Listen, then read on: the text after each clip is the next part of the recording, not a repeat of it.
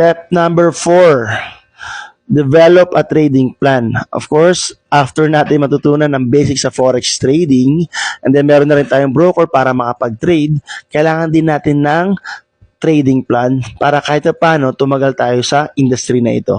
Set clear goals such as daily or monthly profit targets. Decide your risk management rules. Never risk more than 1 to 2% of your capital per trade.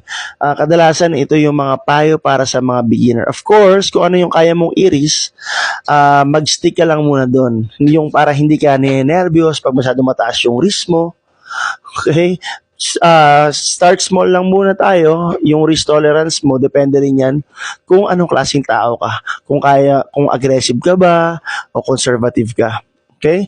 And then next one is choose a trading style that fits your personality. Ikaw ba is scalping? Means ka lang nag-trade, close open lang ng position, or day trading. Minsan, the whole day ka nag-trade, nag-close ka ng position mo after a day. And of course, swing trading. Minsan umaabot to ng mga weeks. Okay? Malalaman mo yan pag na-assess mo na yung sarili mo.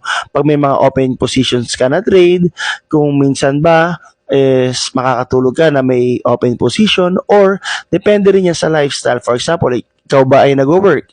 Of course, makapag-trade ka lang sa gabi, then pwede ka nang iwan yung position na yon.